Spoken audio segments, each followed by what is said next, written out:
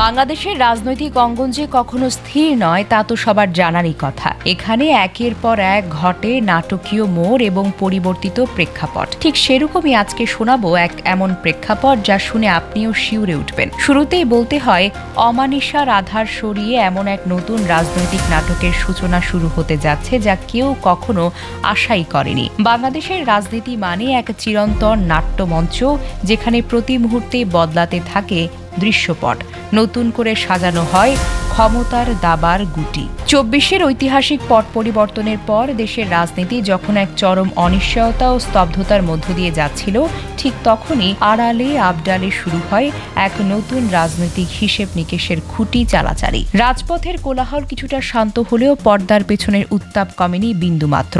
দেশের রাজনৈতিক ভবিষ্যৎ কোন দিকে মোড় নেবে, সেই প্রশ্ন এখন কোটি মানুষের মনে। ঠিক তখনই একের পর এক চাঞ্চল্যকর ঘটনা এবং নেতাদের বক্তব্যে তৈরি হয়েছে এক নতুন রহস্যের আবহ। আর এই জন্য হাসনাত সার্জিসের মাঝে তৈরি হয়েছে আক্ষেপ, শোনা গেছে সমঝোতার অভিযোগ। সম্প্রতি ছাত্র জনতার আন্দোলনের অন্যতম দুই কেন্দ্রবিন্দু হাসনাত আবদুল্লাহ এবং সার্জিস আলমের রাজনৈতিক মন্তব্য রাজনৈতিক অঙ্গনে তীব্র তোলপাড় সৃষ্টি করেছে।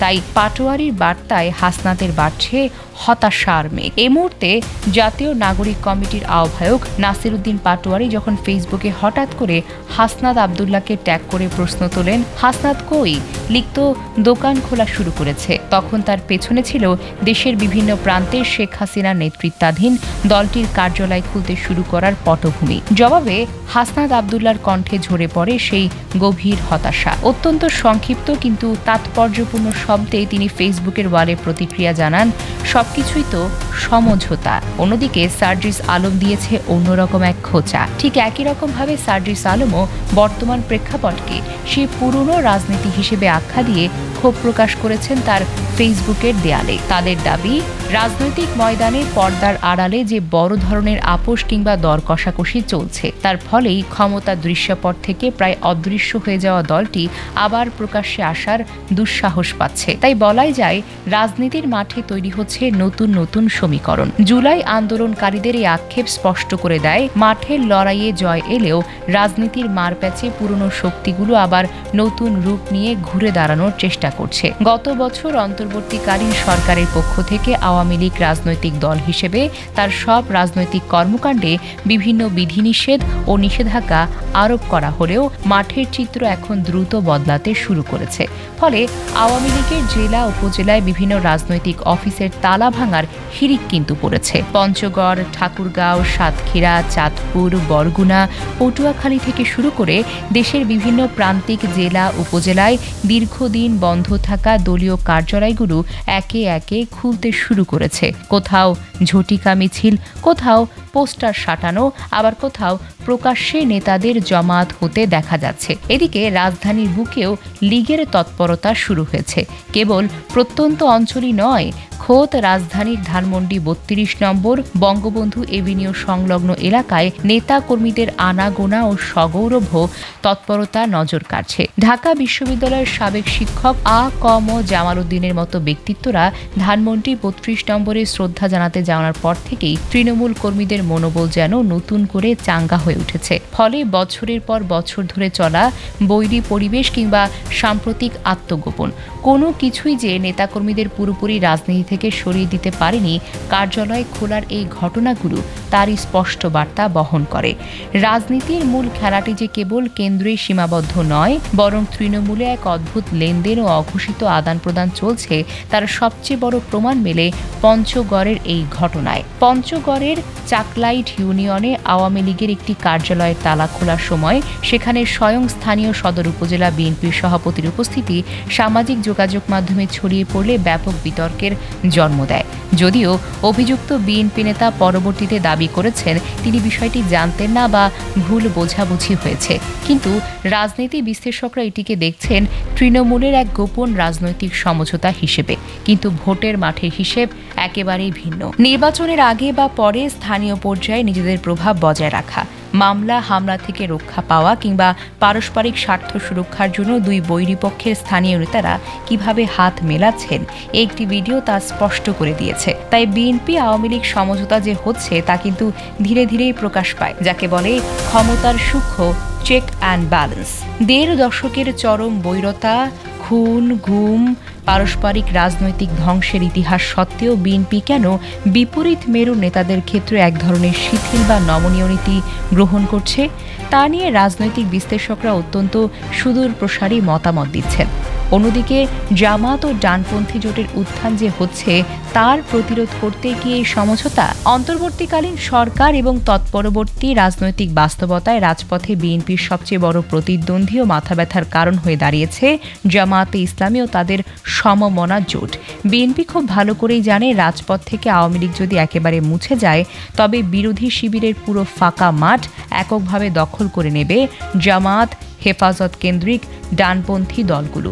প্রতিপক্ষ হিসেবে জামাত যদি একছত্র প্রভাব বিস্তার করে তবে ভবিষ্যতের সরকারি কিংবা ক্ষমতার ভারসাম্যে বিএনপিকে প্রতিনিয়ত চরম চাপে রাখা বা ব্ল্যাকমেল করা তাদের জন্য সহজ হবে। ফলে একটি দুর্বল ও কোণঠাসা কিন্তু দৃশ্যমান আওয়ামী লীগকে রাজনীতিতে থাকতে দেওয়া বিএনপির জন্য একটি বড় রাজনৈতিক ঢাল হিসেবে কাজ করতে পারে।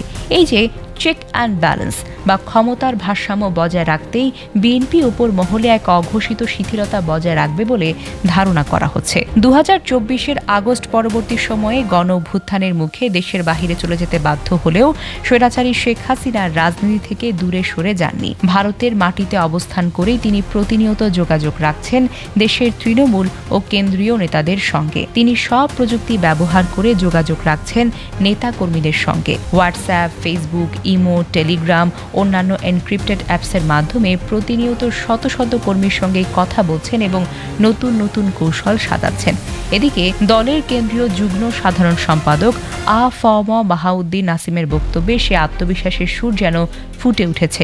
তিনি স্পষ্ট করে জানিয়েছেন, দলীয় কার্যালয়গুলো যেহেতু রাষ্ট্র আনুষ্ঠানিকভাবে বাজেয়াপ্ত করেনি তাই সেখানে যাওয়া বা কার্যক্রম চালানো আইনগতভাবে অবৈধ নয়। শেখ হাসিনা তৃণমূলের সব নেতাকর্মীদেরকে চাঙ্গা করার নির্দেশ দিয়েছেন। নেত্রীর সরাসরি নির্দেশে সারা দেশে বিচ্ছিন্ন নেতাকর্মীদের আবার এক ছাতার নিচে আনার জন্য এবং দলীয় উপস্থিতি জানান দেওয়ার জন্য এই মরিয়া চেষ্টা চালানো হচ্ছে।